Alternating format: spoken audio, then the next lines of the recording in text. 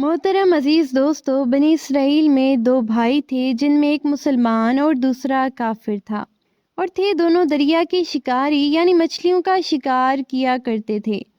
کافر بت کو سجدہ کرتا، مگر جب مچھلیوں کے لیے دریا میں جال ڈالتا تو اس قدر مچھلی آ جاتی کہ ان کو کھینچنا مشکل ہو جاتا، مگر مسلمان کے جال میں صرف ایک مچھلی آتی اور اسی پر صبر کے ساتھ خدا کا شکر ادا کرتا۔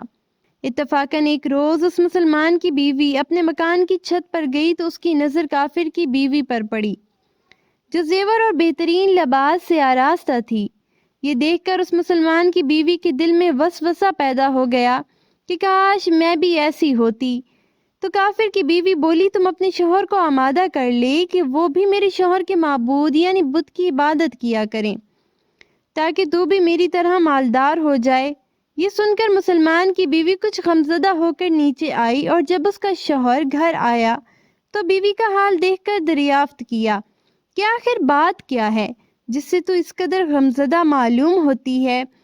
اس کی بیوی کہنے لگی، بس میاں، یا تو تم مجھے طلاق دے دو یا پھر اپنے بھائی کی معبود کی پرستش اختیار کرو۔ یہ سن کر اس کے شوہر نے کہا، خدا کی بندی، خدا سے نہیں ڈرتی؟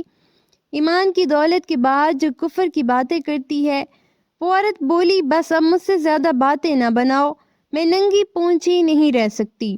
جبکہ دوسری عورتیں، خصوصاً تیرے بھائی کی بیوی کو میں دیکھ رہی ہوں کہ وہ زیورات اور عمدہ لباس سے آراستہ ہے۔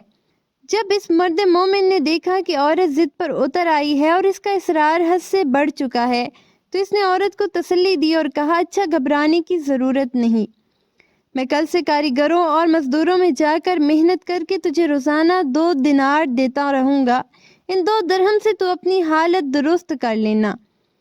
یہ سن کر عورت کو کچھ تسکین حاصل ہوئی۔ صبح سویرے مرد مومن مزدوری کی تلاش میں نکلا، لیکن کسی نے اس کی بات نہ مانی۔ وہ پھرتا رہا، شہر شہر، گاؤں گاؤں کی خاک چھانتا رہا، لیکن کسی نے اس کی مدد نہیں کی۔ بالآخر مایوس ہو کر وہ دریا کے کنارے پہنچا اور شام تک اللہ تعالیٰ کی عبادت میں مصروف رہ کر رات کو جب گھر آیا تو بیوی نے دریافت کیا، میاں، آج تم کہاں تھے؟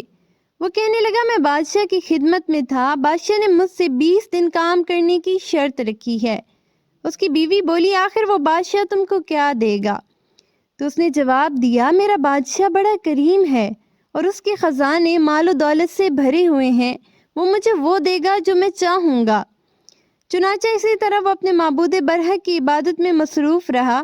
تیسری رات ہوئی تو بیوی نے کہا، سنو میاں، اگر کل تم نے مجھے مزدوری لا کر نہیں دی تو تم مجھے طلاق دے دینا۔ یہ سن کر اس کو کس قدر پریشانی لاحق ہو گئی، اور تیسری صبح کو اس نے ایک یہودی سے کہا، کیا تم مجھے مزدوری پر لگا لو گے؟ یہ سن کر یہودی کہنے لگا، ہاں، تم کو مزدوری مل جائے گی، لیکن شرط یہ ہے کہ میرے پاس تمہارے کھانے پینے کا کوئی بندوبست نہیں ہوگا۔ چنانچہ وہ مرد مومن روزی کی نیت کر کے یہودی کے ساتھ کام پر گیا۔ ادھر دوسری طرف ایک آدمی اس کی بیوی کے پاس گیا، دروازہ کھٹکھٹایا۔ جب اس کی بیوی باہر نکلی تو اس آدمی نے اس کی بیوی کو 29 اشرفیاں دے دی اور کہا، یہ تمہارے شوہر کی مزدوری ہے۔ تمہارا شوہر 29 دن سے بادشاہ کے کام میں تھا، یہاں تک کہ تمہارے شوہر نے بادشاہ کو چھوڑ دیا۔ اگر وہ تیسرے دن بھی کام پر آ جاتا تو اس کو بہت سی اجرت مل جاتی، لیکن وہ یہودی کے پاس چلا گیا۔ اگر وہ مزید بادشاہ کا کام کرتا تو بادشاہ اس کو مزید اجرت دیتا۔ بس یہ لو 29 اشرفیاں، اس میں سے ایک اشرفی اس لیے کم ہے کیونکہ آپ کا شوہر تیسرے دن کام پر نہیں گیا۔ چنانچہ وہ عورت ان میں سے ایک اشرفی لے کر بازار گئی۔ سنار نے جب اشرفی دیکھی تو 1000 درہم اس کی قیمت عورت کے حوالے کر دی۔ جب شام کو وہ آدمی گھر آیا تو عورت نے اس سے دریافت کیا، آج تم کہاں تھے؟ اس نے جواب دیا، آج میں ایک یہودی کے ساتھ کام پر تھا۔ اس کی بیوی نے کہا، آخر بادشاہ کی خدمت ترک کر کے تم دوسروں کی خدمت کیوں کرتے ہو؟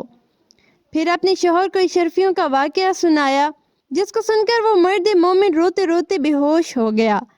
جب اس کو ہوش آیا تو بیوی سے کہنے لگا، افسوس کہ میں نے بادشاہ دو جہاں کی خدمت کا حق اپنے اوپر لازم نہ کیا۔ اس کے بعد اس آدمی نے عورت کو چھوڑ دیا اور پہاڑوں پر چلا گیا، جہاں خدا کی عبادت میں مصروف رہ کر بقیہ زندگی گزار دی، اور وہیں اس کا انتقال ہو گیا۔ محترم عزیز دوستو، اللہ کے خزانوں میں کوئی کمی نہیں۔ وہ بندے کو اس کی عبادت کا صلہ ضرور دیتا ہے، اگرچہ بعض دفعہ کسی حکمت کی بنیاد پر اس کے ہاں دیر ہو جاتی ہے، لیکن بہرحال اندھیر پھر بھی نہیں۔ وہ اپنے بندوں کو دیتا ضرور ہے۔ اللہ تعالی ہم سب کو صبر و شکر کے ساتھ رہ کر زندگی گزارنے کی توفیق عطا فرمائے۔ آمین یا رب العالمین۔